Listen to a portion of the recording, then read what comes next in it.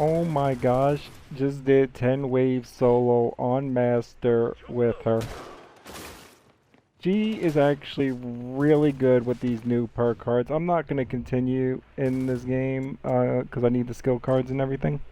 I just want to see if she could handle the first 5 waves, but she handled the first 10 waves, so yeah, I'm really liking her. I wasn't really sure how efficient she would be in Master, and granted I did a lot of perks, but with a full team she can handle her own, so I'm going to get into all of her abilities, card setups for Horde and Escape, and how you should buy your... Okay, so first up we have her ultimate ability, which is the Electro Blade. While active, enemies struck with melee will be shocked and stunned. She can easily take out Scions 1v1 with Shock Chain. She can take out multiple enemies. Passive ability is actually really nice now for Horde. Kills with melee or bleed damage heal half of your max HP. Well, she has no bonus for her HP, so it's half your HP anyway. Gonna get into the Horde setup to start with, and that is Ambush to start. You can get multiple abilities in a wave if you're really going in. If not, you should be getting at least one every other wave. And since we are getting one every other wave, I'm running Shock Shield. At max level, it gives 250 HP stim. And I've killed so many bosses in my 4 test games. I did 3 test games on Insane with health and lethal off. 1v1ing Brumax. I mean, you have to be careful with the Brumac. You have to kind of flank it and get it from its leg, activate the ability and do it. Carrier did 2 Snatchers on Master. Next up, we have Thrill of the Hunt. Since she can now bleed in Horde, yes, this is a given. Brawler, we can't drop Brawler. Now, your 5th card is up to you. There's a couple of choices. You have Shock Chain. Now you can't use Shock Chain with the Breaker Mace. So this is more for when your Breaker Mace gets low and in the 40s when you can only attack a few enemies at a time and then have to go get a new mace or an ammo box. So it's really nice with the amount of abilities you're going to be getting. But you also have the potential for On the Flank as another potential card. It's great for taking down the Guardians and some of the other things with the Claw. Personally, I think you should be more focused on taking out everything close with the Breaker Mace and then go getting an ammo box or getting another Breaker Mace off the weapon locker and less shooting. But On the Flank is very powerful with the Claw shooting. Because you don't have to be damaged from behind, you can actually get them from the side and get that bonus. That is another potential card. You could even make her more resistant while pressing by using mid-range deflection. If you're a real big fan of the Nasher, this looks like it's going to go up to, what's 30 is at 3, so probably 60 at 6. 60% extra damage is pretty good Nasher damage, but her whole build, what really makes her OP is the Breaker Mace and the Bleed. So if you're within Breaker Mace range, why would you want to use the Nasher? So personally, I think you have 3 choices as your 5th card. On the Flank, mid-range deflection, or Shock Chain. Personally, I like Shock Chain or On the Flank, but Shock Chain more because I can get my ability so much by being aggressive with her, especially in the early waves. I mean, on Master, obviously you have to play conservatively. You're not going to be able to run around, but if you have lethal off and you're having a fun game, oh my gosh, you can so go in. And we'll get into all these cards now. Actually, I'll do the Escape setup first. Now, as I always say, Escape does vary, but a couple of her givens are Thrill of the Hunt, Venom Resistance. She is only really played on maps with Venom because of her Venom Resistance and Venom Blade and Thrill of the Hunt combo. So most likely you won't be... There's no need to play it. There's stronger characters when you're out of the Venom. Well, these three are your given cards. Your fourth and your fifth are going to vary depending on the map. Brawler is generally a nice card on some maps. Shock Chain is usually useful. Ambush is usually useful. Nasher Mastery might now be useful on the flank as well, although she generally, most people, including myself, just play her in the Venom and Meleeing and don't really use on the flank. And mid-range deflection and short-range deflection actually does also give you melee resistance.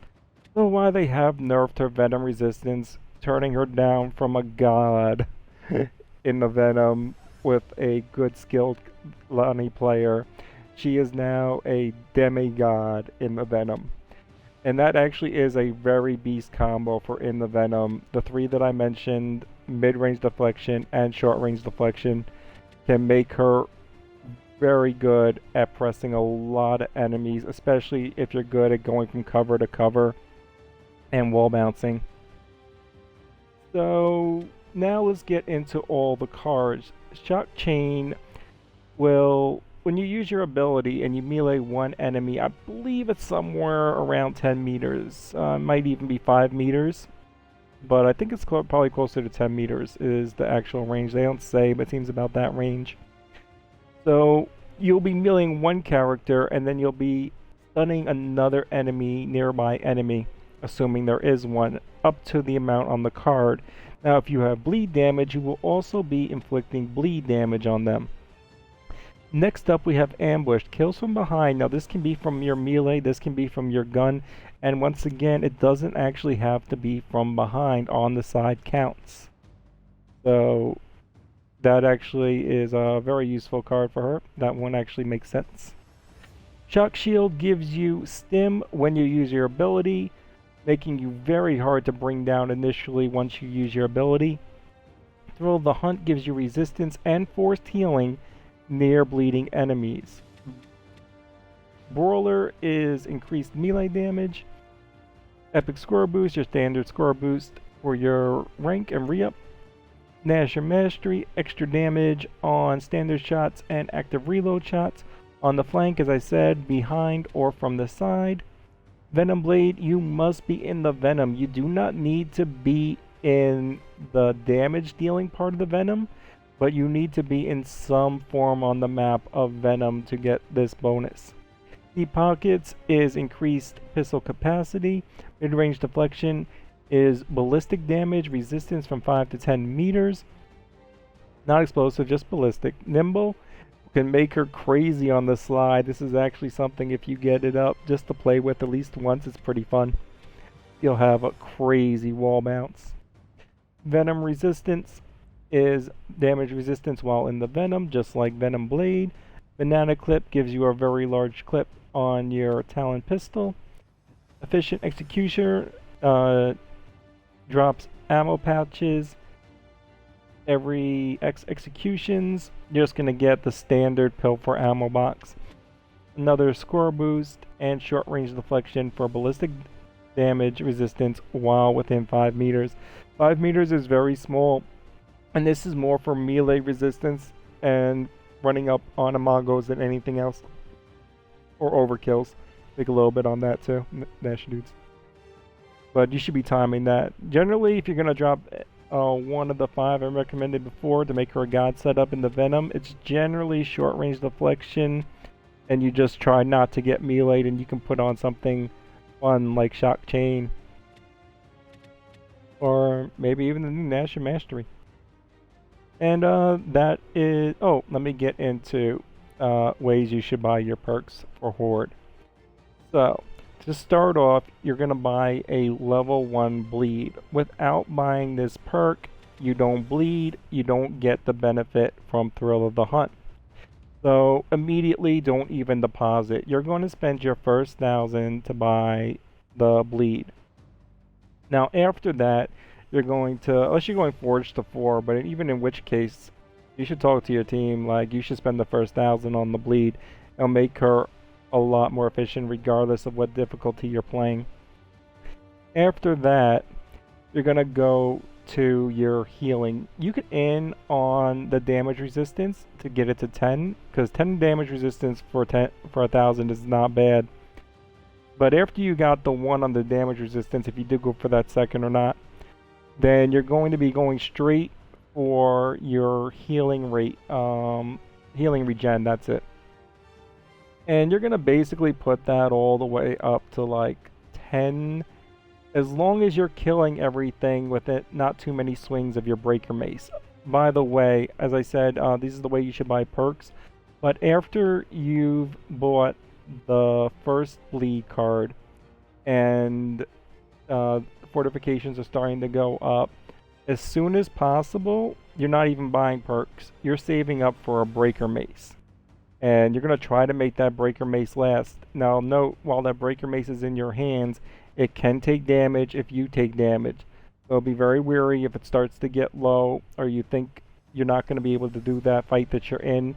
Retreat and switch your weapon back to the claw and go for your melee damage. This way your breaker mace stays safe until you can get an ammo box and regen it back to full health.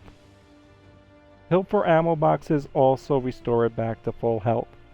So that being said, we're going 1 on the Venom Blade, Breaker Mace, and either 1 on the damage resistance or your health regen. At some point, you're going to get your damage resistance up to 4.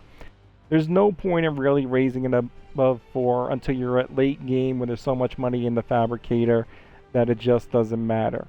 And at that point, you're going to raise it to at least 6. And besides that, you're going to be going for your healing rate regeneration. And you can up that all the way to 10 as you do have money in between giving to the Fabricator and the base. You will also be going for your healing regen. If you want, put 1 in movement speed. But the movement speed is kind of pointless unless you want to just move a little faster late game. Because she's so expensive in the beginning with having to buy the breaker mace and everything. And she's so powerful in the beginning that you need to spend the money on the other perks anyway to really make her a beast. And by the time you're done with that, that's about the point of the time where you're not going to be able to really press 2 sections, or if you have lethal off, run around the entire map. Now you're going to be basically at a corner with a weapon locker with a couple of breaker maces, and you'll be taking out a section, going back, getting an ammo box, getting a new mace, taking out a section. So you really don't need the movement speed too much. I mean, 1 on it and 10% I think is good versus going crazy with it. If you have the money and everything's built and nobody knows what to do with the money, then yeah, up it, but really wouldn't bother with it. And that's my recommendations for Horde and Escape, best card setups, how you should spend your perk money, and all cards and abilities explained. It really is fun to play. I've really enjoyed playing her the last 4 games, even though one was just doing that 10 on Masters. Anyway, I hope that helps.